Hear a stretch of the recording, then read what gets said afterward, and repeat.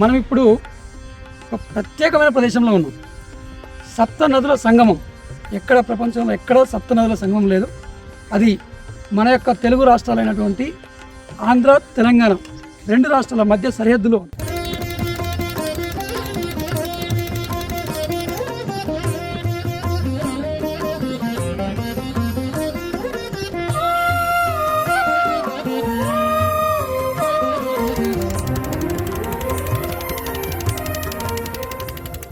ఎనిమిది నెలలకు ఒకసారి మాత్రమే భక్తుల దర్శనార్థం ఆలయం అవతరిస్తుంది. మిగతా 8 నెలలు నదిలోనే ఉండిపోతుంది.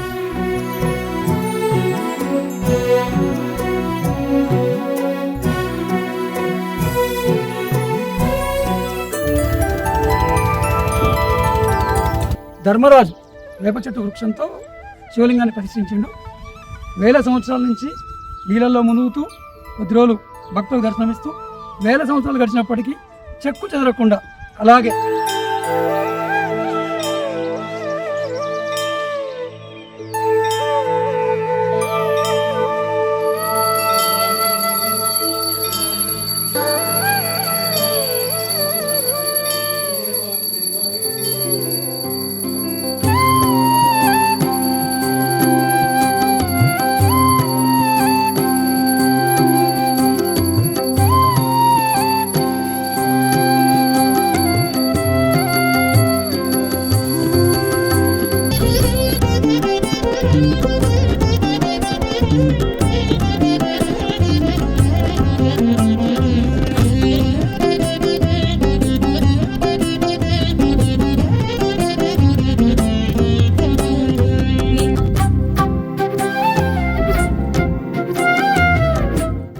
ముఖ్యంగా సప్తనది సంగమం అంటే 7 నదుల సంగమం.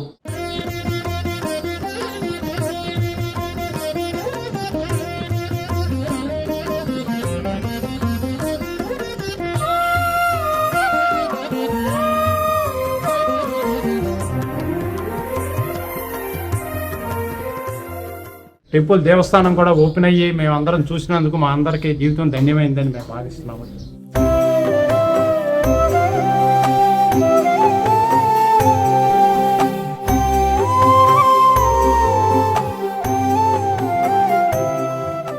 ఇక్కడ మాత్రం ధర్మరాజు వేప చెట్టు వృక్షంతో శివలింగాన్ని ప్రతిష్ఠించిండు. 1000 సంవత్సరాల నుంచి నీళ్ళల్లో మునుగుతూ కొద్ది రోజులు భక్తులకు దర్శనమిస్తూ 1000 సంవత్సరాలు గడిచినప్పటికీ చెక్కు చెదరకుండా అలాగే ప్రతిష్ఠించడం ఎలా ఉందో అలాగే ఉండి భక్తులకు దర్శనమిస్తుంది. మనం ఇప్పుడు అత్యంత పవిత్ర ప్రదేశంలో ఉన్నాం. కృష్ణానది గర్భంలో పరమశివుని చెంతన ఉన్నాం. పూజలు చేసే పూజారి గారు వారిని అడిగి స్వామి యొక్క విశేషాలు ఏంటి, ఆలయం యొక్క ప్రత్యేకత ఏంటి, అన్ని వివరాలు తెలుసుకునే ప్రయత్నం చేద్దాం. నమస్తే అండి. నా పేరు తెలకపల్లి రఘురామ శర్మ.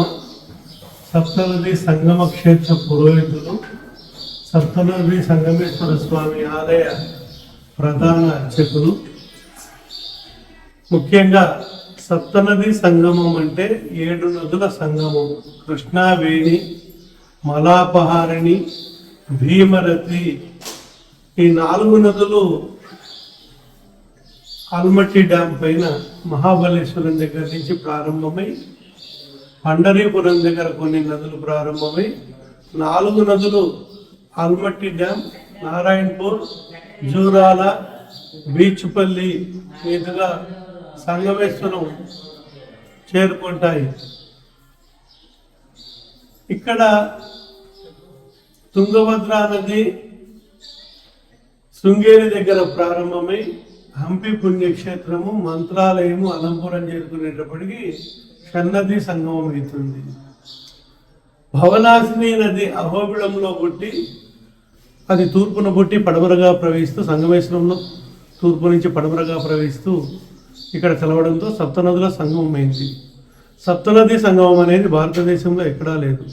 అలాగే పంచపాండవులు తమ అరణ్యవాసంలో ఈ ప్రాంతానికి వచ్చి వారితో పాటు ఉన్న కృష్ణ పరమాత్ముడు ఇక్కడ శివలింగాన్ని ప్రతిష్ఠించమని చెప్పడంతో ధర్మరాజుల వారు భీముడిని కాశీకి వెళ్ళి శివలింగాలు తీసుకురమని చెప్పడంతో భీముడు కాశీకి వెళ్ళి శివలింగాలు తీసుకొచ్చే సమయానికి ముహూర్త సమయం ఆసన్నమవుతుందని వేప ముద్దును ప్రతిష్ఠిస్తారు.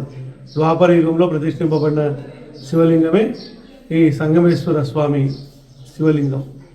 భీముడు కాశీ నుంచి తెచ్చిన లింగాలు సిద్ధేశ్వరం, మల్లేశ్వరం, కపిలేశ్వరం, సోమేశ్వరం, సంగమేశ్వరం అని 5 క్షేత్రాలు అయ్యాయి. ఇక్కడ పంచపాండవులు వంటలు చేసుకున్న ప్రదేశము, ద్రౌపదీదేవి చీరారేసుకున్న ప్రదేశము, కృష్ణవేణి మాత విశ్వామిత్రుడికి వరమిచ్చిన ప్రదేశము, విశ్వామిత్రుడు తపస్సు చేసుకున్న ప్రదేశము, గాయత్రి అమ్మవారు ప్రత్యక్షమైన ప్రదేశము, అలాగే భరద్వాజ మహర్షి వచ్చిన ప్రదేశము, అలాగే ఇక్కడ శాండిల్య మహర్షి తపస్సు చేసుకొని సూర్యనారాయణ స్వామిని ప్రసన్నం చేసుకున్నాడు కాబట్టి దీనికి నివృత్తి భాస్కర క్షేత్రం అని పేరు వచ్చింది. స్కాంద పురాణంలో శ్రీశైల ఖండంలో సంగమేశ్వర స్వామి మహత్యం గురించి 7 స్కందాలుగా వివరించబడింది. ఈ సంగమేశ్వర స్వామిని దర్శించుకున్న వాళ్లకు మరుజన్మ అనేది ఉండదు, ముక్తి కలుగుతుంది. ఈ క్షేత్రము 1981లో శ్రీశైలం జల విద్యుత్ ప్రాజెక్టులో నీటి ముంపుకు గురైంది.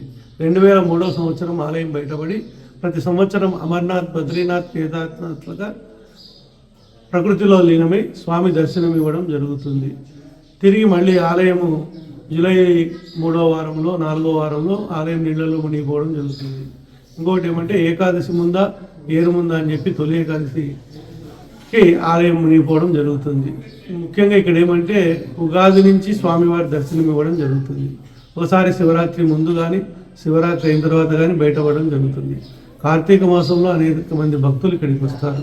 తర్వాత ఈ ఆలయం బయటపడిన తర్వాత సుదూర ప్రాంతాల నుంచి వచ్చి ఇక్కడ స్వామిని దర్శించుకోవడం జరుగుతుంది.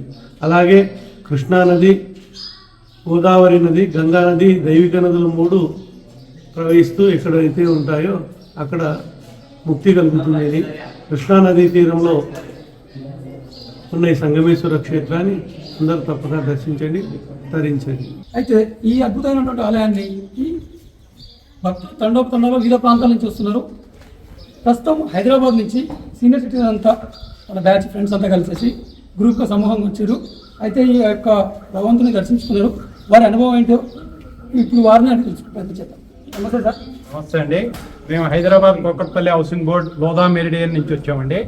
మేమందరం సీనియర్ సిటిజన్ గ్రూప్ అండి. ఈ గ్రూపు ఒకరోజు టూర్ కింద వచ్చినాము. మాకు కోఆపరేట్ చేసిన వాళ్ళు వీళ్ళందరూ మంచిగా కోఆపరేట్ చేశారు. టెంపుల్ దేవస్థానం కూడా ఓపెన్ అయ్యి మేము అందరం చూసినందుకు మా అందరికీ జీవితం ధన్యమైందని మేము భావిస్తున్నాము. అయితే ఈ టెంపుల్ ప్రాశస్త్యం గురించి ఇంతమంది తెలుసా, చెప్పారా? మీరు ఇప్పుడు వచ్చారు, సంవత్సరంలో 8 నెలలు కృష్ణమ్మ గర్భంలో దర్శనం ఇస్తున్నారు. అసలు ఎలా అనిపించింది మీకు? నమ్మశక్యంగా ఉందా? ఏమనిపించింది? నమ్మశక్యంగానే ఉందండి. ఇప్పుడు గురుగారు చెప్పారు దీని విశిష్టత అంతా. 8 నెలలు నేలల్లో ఉండి 4 నెలలు ఓపెన్ ఉండి భక్తులకి ఉపయోగపడేది 4 నెలలు. ఈవెందో విగ్రహం చెక్కు చెదరకుండా అట్లాగుంది. దాని గురించి మేము చాలా సంతోషం. అయితే ఆ విగ్రహం శిల కాదు, వేపద. అయితే ఇన్ని వేల సంవత్సరాల నుంచి కదా, అసలు ఏమనిపిస్తుంది? అది దేవుడి మహత్యమా ఏమిటా అనేది నేను సైంటిఫిక్గా టెక్నికల్గా నేను చెప్పలేనండి. పౌరాణికంగా చూసుకుంటే తప్పనిసరిగా దీన్ని మనం నమ్మాలి. ఎందుకంటే ఎప్పటి నుంచో ఉన్నటువంటి దేవదారైనా 100 సంవత్సరాలు ఉన్నటువంటి చరిత్ర ఉంది, ఏ టైప్కైనా ఏదైనా. అదేవిధంగా ఇది కూడా ఆ రోజుల్లో మంచిది తీసుకొచ్చి చేసుకుంటారు కాబట్టి తప్పనిసరిగా ఉంటుందని మేము నమ్ముతున్నాము. అదే తప్పనిసరిగా మాకు ఏంటంటే ఈ సీనియర్ సిటిజన్ తరఫున మా సమూహంలో ఈ నేషనల్ హైవేస్ ఇంజనీర్ అయినటువంటి రాజేంద్ర గారు లోదా మీడియంలో ఉంటారు.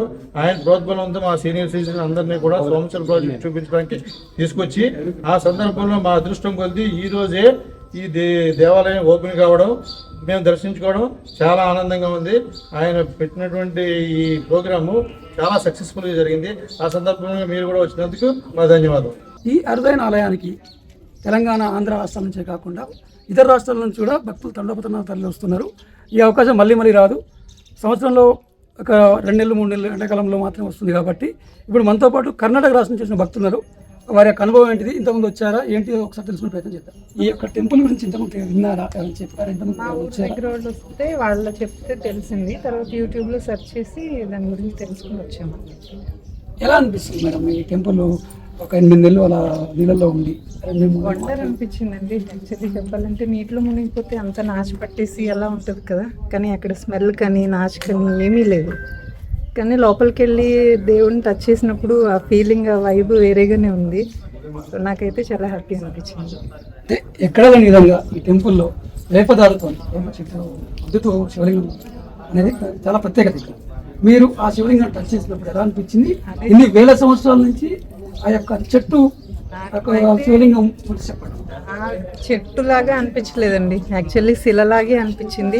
అది పట్టుకున్నప్పుడు మాత్రం నాకు చాలా బాగుంది, హ్యాపీగా అనిపించింది. ఆ యొక్క అద్భుతమైన శివలింగాన్ని దర్శించుకోవడమే కాకుండా స్పర్శించుకొని వారి యొక్క అనుభూతికి లోనవుతున్నారు. మొత్తం మీద వచ్చిన ప్రతి ఒక్క భక్తులు చాలా ఆనందంతో ఇంటికి వెళ్ళి తిరుగుతున్నారు, సంభ్రమాచరణకు గురవుతున్నారు.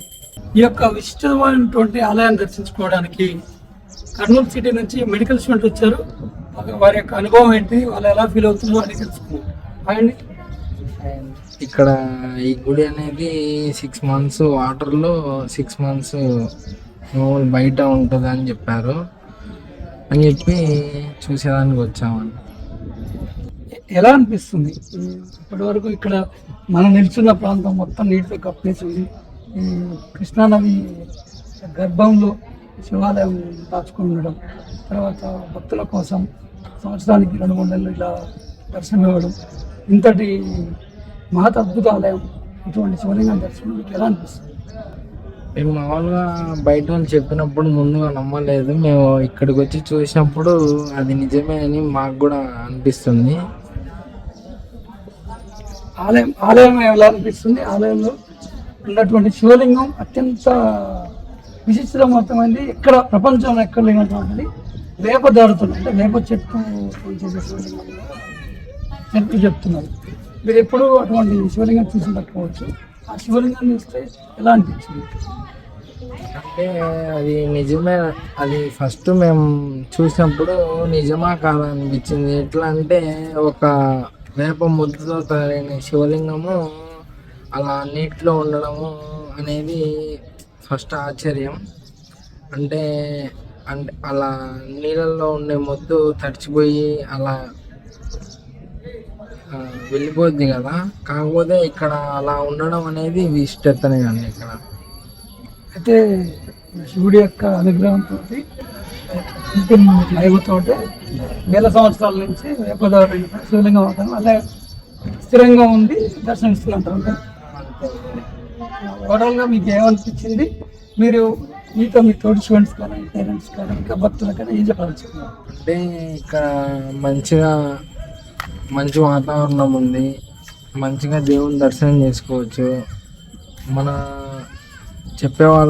చుట్టుపక్కల చెప్పే వాళ్ళంతా ఇది నిజమే నమ్మొచ్చు ఇక్కడ వచ్చి మేము చూసిన దాన్ని బట్టి. అయితే ఓవరాల్గా మీకు చాలా మంచి అనిపించింది. ఈ మెడికల్ స్టూడెంట్స్ కూడా అందులో శివభక్తులందరూ ఈ యొక్క శివుని ఎప్పుడు దర్శించుకుందామని వెయిట్ చేస్తున్నారు.